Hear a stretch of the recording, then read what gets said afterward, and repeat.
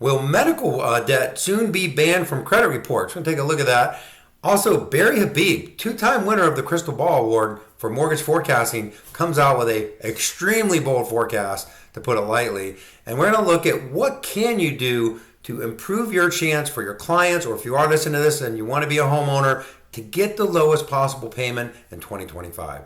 Hey everyone, this is Rayce Robinson, your favorite Florida mortgage broker. And CNN came out with this article, the medical debt soon will be banned on credit reports.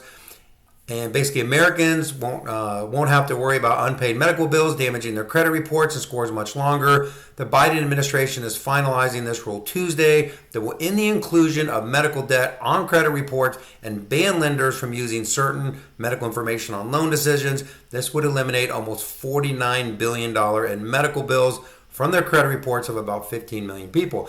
This is important because of all the credit reports that I look at, one of the biggest frustration of clients are from medical collections that they didn't even know about. And it is a little unscrupulous the way that it happens. So this is not a political statement. This is something I definitely agree with. I really don't think a medical collection is a good way to determine if a client is a good risk to buy a home. So we don't really get to have a big say in that. And it got me thinking, over the years, I've heard so many people get advice, well-meaning, from real estate agents, from friends, from family, different people, about what they should or shouldn't do with their credit report.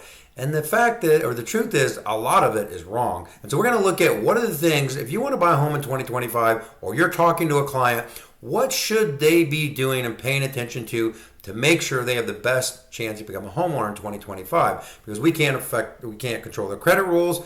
And another thing we can't affect, unfortunately, is interest rates. And not to sound like a broken record, but 30-year mortgage rates since September of last year have just skyrocketed up. We are now up again, another little bump up last week, over 7.25%. And in September, we were getting down below 6%. Now remember, everyone's rate's different, everyone's credit score is different, but just to mean that rates are on their way up, and we don't know what's going to happen this year. Now, Barry Habib, a guy that I know personally, he's a two-time winner of this mortgage forecasting and economics award. He's notorious, or I don't know, he's famous, notorious is a good word, to actually predicting a lot of things correctly, and I really, really like his information. Now, he came out last week and said that he thinks that the 30-year mortgage rate in the next 6 months could be 5.8%. And if rates got to 5.8%, everybody would be like, oh my God, I should have bought a house, an investment property, anything in January and February. Now, do I think rates will get to 5.8%? No, I personally don't. But Barry Habib is a heck of a lot smarter than I am, and his logic makes sense when you look at the spread between the 10 and 30 year and what he's calling for the 10-year note. But again, no one knows for sure. But I do believe that his call is right. At some point, whether it's 6 months, 8 months, or a year, that rate is coming down, and that's going to create more demand. And if you can buy now, you're going to be in a better position to just refinance instead of competing against other people. Now, everyone always asks me why I'm such a bull or positive on the housing market. So I went to ChatGPT and had it actually produce this chart for me where it shows in 1, 5, 8, and 10 years how much equity you have if you buy a home.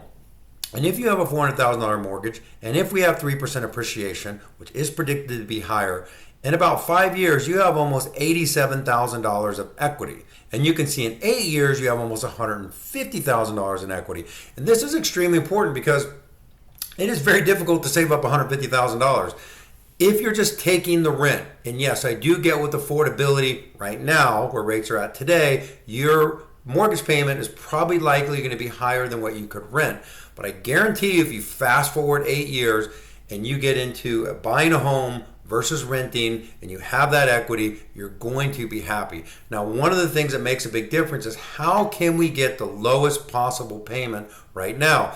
Again, I hear lots of advice, and there are some great videos out there on how to affect your credit score. But when you're trying to get a mortgage, not everything is the same. For instance, you will hear people saying you should dispute things on your credit, and that will work to get a credit card, but it certainly won't work to get a mortgage. So if you want to qualify for a mortgage, what are the ins and the outs that you want to know so that you can qualify to get the lowest possible rate, best possible payment and terms if you buy a home in 2025. And I'm not going to do a complete breakdown on everything to do with credit scoring. Again, there's lots of videos out there for that. But you can see that payment history is 35%, credit utilization rate is 30%, 15% is credit history, new credit is 10%, and types of credit is 10%. And in the short term, really the only thing that you can do easily, you can't really control your length of credit. You can try to control the credit mix a little bit, but for most people, when I'm speaking to them, they're probably 30, 60, or 90 days out from wanting to buy a home.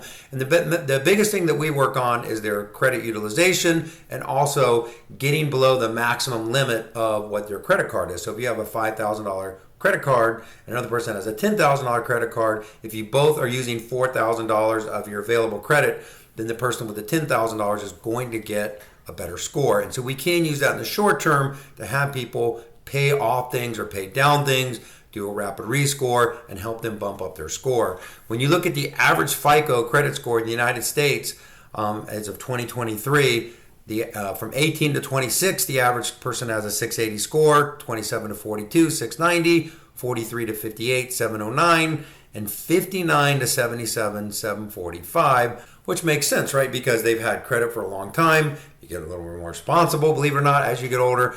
And so the older you get, tend to have the higher credit scores. But the goal is, when we're looking to qualify for a loan, we want to get the score as high as possible. And the sooner you start working on that, the better. Now, again, most of the time when I talk to people, they're probably 30, 60, or 90 days out. So we really are limited to what we can do. And how much does credit score matter? So this is what they call the loan level price adjustments directly from Fannie Mae's website. And I showed a 780 score and a 640 score, a buyer putting 20% down. These are adjustments that no matter what bank you go to in the United States, try to get a conventional loan. If your score is on one of these ranges, this is how it impacts the cost to get that particular rate. And you can see the cost is tremendously higher for somebody with a 640 score. Said differently, on a $400,000 loan, to get the same rate that that 780 score has, someone with 640 would have to pay $8,000 in extra discount to get that rate. So what's likely to happen is that person is going to have a higher rate, and we really want to bump up the score to get the best possible deal. Now, one way around that is to do an FHA loan, because FHA loans are way less credit score driven, and we will use that again and again and again, because on FHA loans, technically we can go down to a 580 score.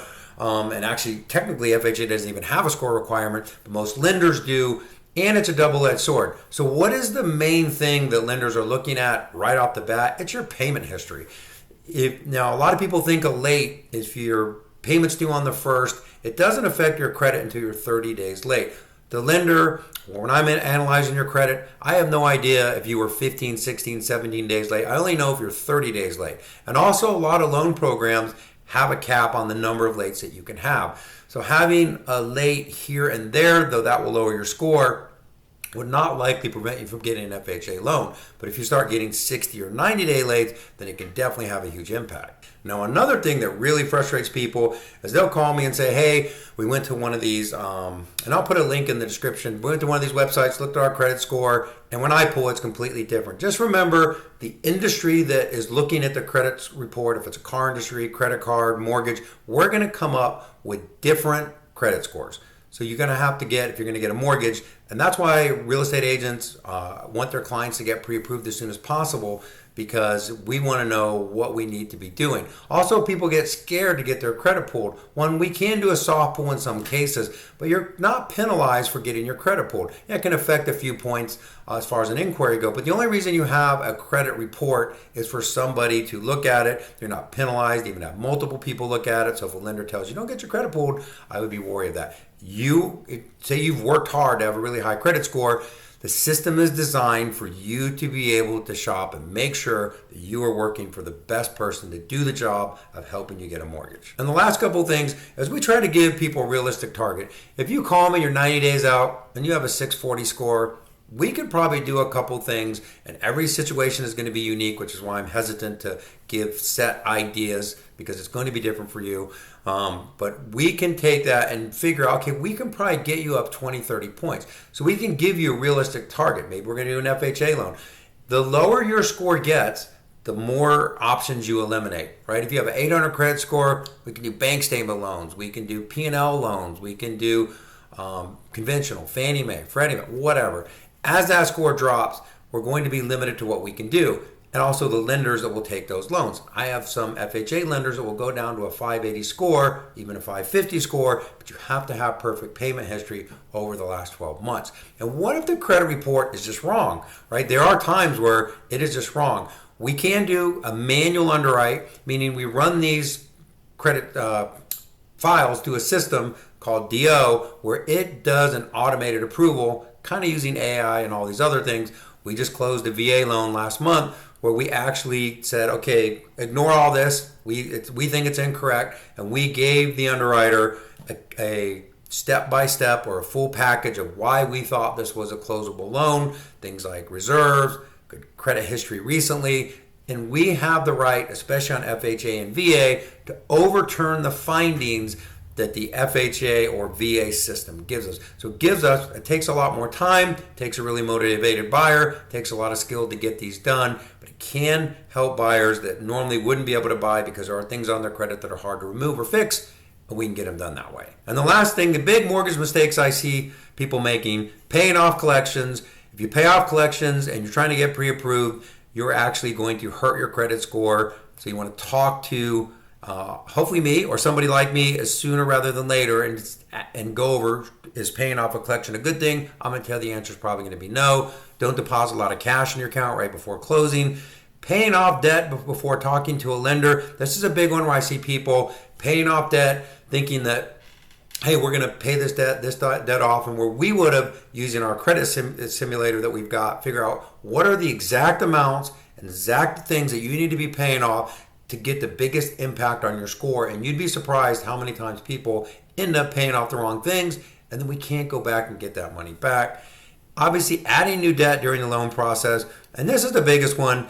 Be completely upfront and honest with whoever you're working with, because when we know something, we can prepare for it and give you the best possible chance to not only get a pre-approval, but to get closed and become a homeowner in 2025. Now, everybody's credit score is different. I believe rates will be lower this year. I believe that will push demand up. We're going to get back over 4.5 million transactions this year. This is the time right now to be looking at your credit, getting things back in line so that you can qualify for the lowest possible payment now, and then when rates drop, qualify for the lowest possible rate when you refinance. We're going to keep looking at all this data, figure out what the market's doing. If you want to become a homeowner in 2025, or if you're a real estate agent who wants to work with more buyers in 2025, reach out to me. I'd love to help. This is Rayce Robinson, your favorite Florida mortgage broker. As more information becomes available that moves the market, as always, I'm going to cover right here. Have a great day, great week, and I'll talk to you soon.